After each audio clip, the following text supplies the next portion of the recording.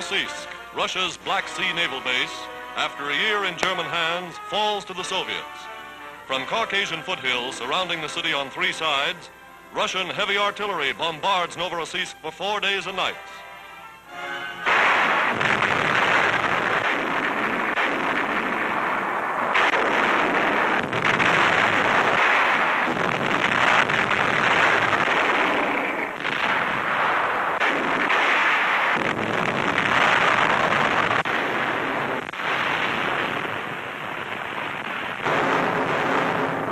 Katyushas, Russia's rocket guns, hurl their deadly message upon the enemy.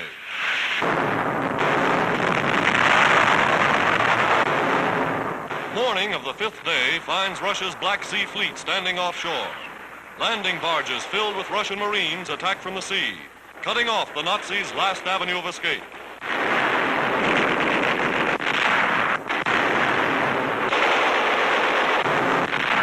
From the shore side, they charge in. Veterans of Odessa and Sevastopol, blasting the Nazis out house by house.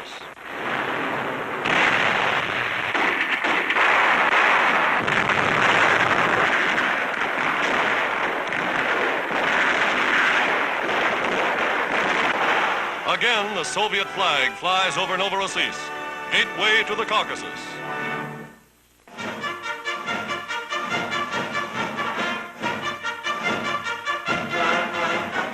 Films made in 1903. The world's first airplane, created by Orville Wright and his brother Wilbur, is about to take flight. Here at Kitty Hawk, North Carolina, this primitive kite made aviation history.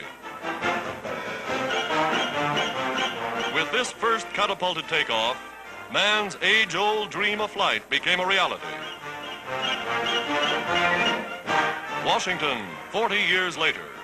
For the year's greatest contribution to American aviation, General Arnold, Chief of the Army Air Forces, is honored with Orville Wright, who in 1911 taught Arnold to fly. From Mr. Wright, General Arnold receives the coveted Collier Trophy.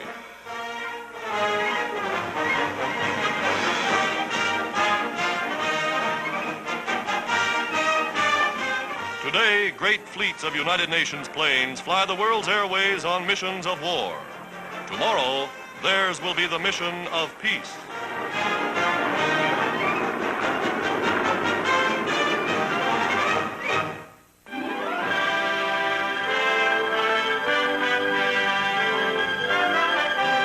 Christmas at home for the President of the United States. At his New York State residence, Mr. Roosevelt spends a quiet Christmas day with his wife, their sons and daughters, and 7 grandchildren.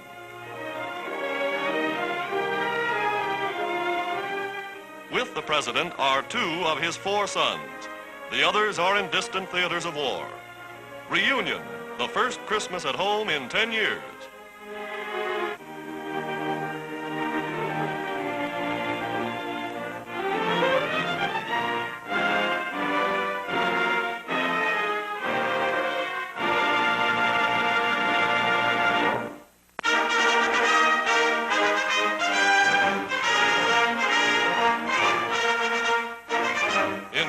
Australia, youngsters who wish to follow the sea get their first training in the Merchant Navy's Cadet Corps.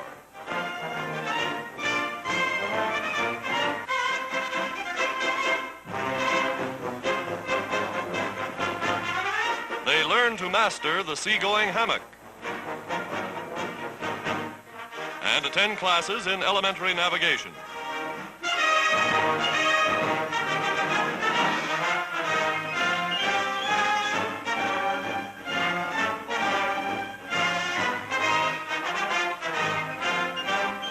They learn to master the seagoing hammock.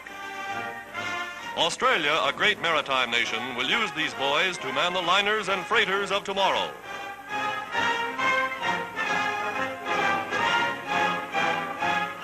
They finally learn to master the seagoing hammock.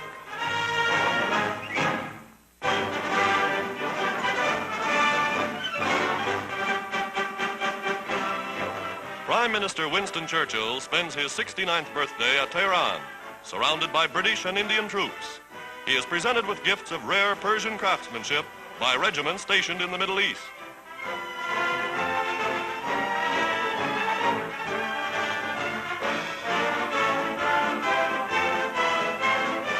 Shortly after these pictures were made, Mr. Churchill was stricken with pneumonia. Now, well on the road to recovery, he is back in the fight.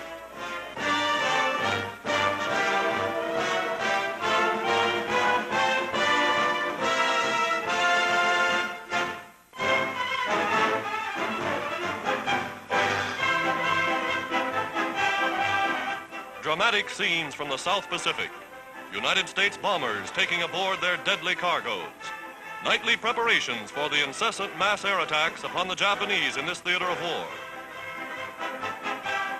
Final instructions, briefing the airmen call it, then targets mapped, watches checked, they set out upon their mission. Billy Mitchell bombers, B-25s, are on the line. These are the ships that surprised the Japs in those first smashing raids on Rabaul. The crew's mascot hopes he's to be taken along, but not this time.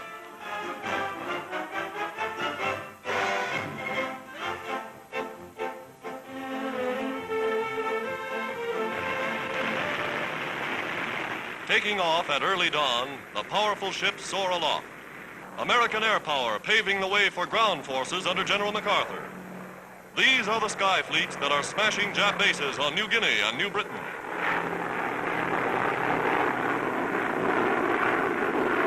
At low level, they loose their bombs upon the Jap-infested jungle.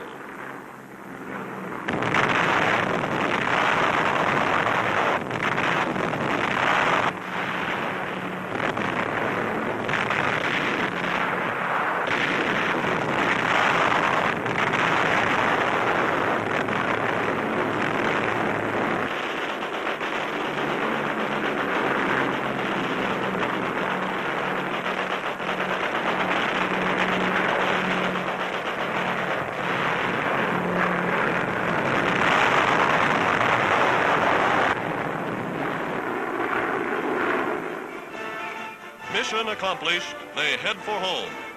The Allies' ever-growing sky fleets bringing ever nearer the day of doom for Japan's dreams of conquest.